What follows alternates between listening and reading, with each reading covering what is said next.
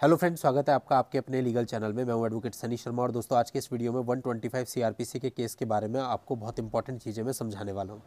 125 CrPC के case को जीतना जो कि नेक्स्ट इम्पॉसिबल है, क्योंकि अगर आप हस्बैंड और आपकी वाइफ कुछ नहीं करती, आप नौकरी पेशा हैं या नौकरी पेशा नहीं भी है और आपका कोई बच्चा है, तो ऐसे में आपके ऊपर कुछ ना कुछ मेंटेनेंस बांध दिया जाता है। अब बात आती है कि हम इस मेंटेनेंस को कैसे बचाएं। कई बार होता है हमारे पास इस बात के प्रूफ होते हैं कि लड़की की कुछ इनकम है, कभी कुछ और प्रूफ होते हैं, कभी कुछ और प्रूफ होते हैं, कभी ये प्रूफ होते हैं कि वो झूठ बोल रही है, सारे एलिगेशन झूठ लगा रही है, फेक तथ्यों के आधार पर केस दर्ज किया है, बहुत कुछ होता है।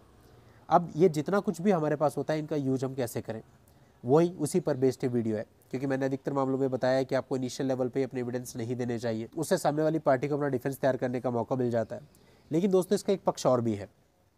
कुछ एविडेंस ऐसे होते हैं जिन्हें अगर आप इनिशियली लगा दें तो वो आपको बेनिफिट दे सकते हैं और उससे कोई दुष्प्रभाव भी आप पर नहीं पड़ेगा।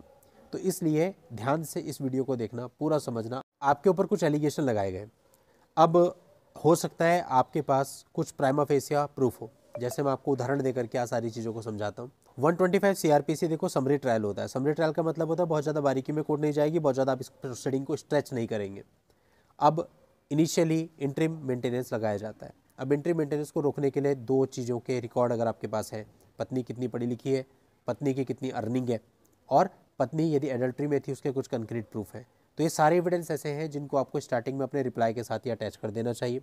और अपना जो रजनीश नेहा का एफिडेविट देते हैं उसके साथ भी पत्नी की इनकम के सारे प्रूफ आपको अटैच कर देने चाहिए। ये ऐसे एविडेंस है जिनको आपको बात के लिए रोक के नहीं रखना है, ये आपको स्टार्टिंग में ही देने हैं। इसके अलावा कई बार कुछ ऐसे एविडेंस होते हैं जिनको आप स्टार्टिंग में दे दें तो अच्छा रहता है। फॉर एग्जांपल, उसमें पिटीशन में लिखा है कि मेरा सारा स्त्रीधन इनके पास है, इनके कब्जे में, और आपके पास पुलिस की रिसीविंग है जहाँ पे आपने वो स्त्रीधन उसको दे दिया था और रिसीविंग ली थी। तो इस प्रूफ को भी आप स्टार्टिंग में ही सबमिट कर सकते हैं, इसमें कोई प्रॉब्लम किसी तरह की नहीं है। कई बार होता है कि भाई वो आपको बोल रही है कि इसने आकर के इतनी तारीख को मारा पीटा, लेकिन उतनी तारीख का आपके पास कोई एयर टिकट मौजूद है या कोई ट्रेन का टिकट मौजूद है या कुछ और ऐसा मौजूद है जिससे पता चलता है आपकी लोकेशन वो नहीं थी, तो इसको भी आप इनिशियली दे सकते हैं। बहुत बारीक जो एविडेंस है, लाइक रिकॉर्डिंग्स हैं, वीडियो रिकॉर्डिंग्स हैं जिनमें चीज़ें आ रही हैं या वो कुछ बोल रही है, ये सब चीज़ें आपको स्टार्टिंग में नहीं देनी होती हैं। ये सारी चीज़ें आप अपने एविडेंस के टाइम पे ही प्रॉपर 65B के सर्टिफिकेट के साथ दाखिल करें। लेकिन जो प्राइमा फेसी एविडेंस होते हैं जिससे पता चलता है मुकदमा ही गलत है, वो आपको स्टार्टिंग में दे देने चाहिए। फॉर एग्जाम्पल, अभी एक मामला मेरे पास आया था जिस पर मैं कल काम कर रहा था। उसमें पति और पत्नी दोनों मुंबई में रह रहे थे और मुंबई में ही वर्किंग थे, लेकिन पत्नी ने जो डीवी का केस फाइल किया वो पटना में जाकर के किया। अब पटना जुरिडिक्शन कैसे बनता है, क्योंकि डीवी एक्ट के सेक्शन 27 के अंतर्गत जो जुरिडिक्शन है वो क्या है, वो ये है कि जहाँ पे एग्रीड पर्सन निवास कर रहा हो या जॉब कर रहा हो, या जहाँ रिस्पोंडेंट निवास कर रहा हो जॉब कर रहा हो, या जहाँ पर कॉज ऑफ एक्शन एराइज हुआ हो। अब दोनों ही मुंबई में रह रहे हैं, मुंबई में निवास कर रहे हैं, मुंबई में जॉब कर रहे हैं, और कॉज ऑफ एक्शन भी पूरा मुंबई का ही आपने बता रखा है। तो पटना में तो कुछ हुआ ही नहीं, ना पटना में आप रह रहे हैं ना रिस्पोंडेंट रह रहे हैं, तो पटना जुरिडिक्शन कैसे बन गई। तो इसके जो भी प्रूफ हमारे पास है, यानी हमारी वर्किंग के, हमारा रेसिडेंस प्रूफ है, ये सब हमें स्टार्टिंग में दे देना चाहिए और स्टार्टिंग में इस बात पे फाइट करनी चाहिए कि मैं ये तो केस यहाँ चल ही नहीं सकता। तो इस तरह की कई सारी परिस्थितियाँ हो सकती है। यहाँ पर केवल आपको उदाहरण देकर समझाया जा सकता है, क्योंकि हर एक केस अलग होता है।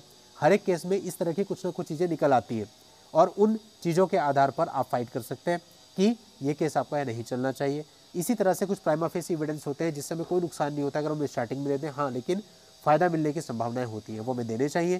जो ज़्यादा बारीक एविडेंस है, कोई घटना है वो सीसीटीवी में कैप्चर हो चुकी है, या कुछ इस तरह की जो चीज़ें हैं, इलेक्ट्रॉनिक रिकॉर्ड है, कुछ डॉक्यूमेंट्री प्रूफ है, कुछ ज़्यादा बड़ी चीज़ें हैं, कोई फोटोग्राफ्स हैं, ये सब चीज़ें आपको एविडेंस के टाइम पे सबमिट करनी चाहिए। तो उम्मीद करता हूँ दोस्तों आप अब ये डिफरेंस ले सकेंगे कि क्या चीज़ें हमको स्टार्टिंग में देनी है और क्या हमें एविडेंस के टाइम पे देनी है।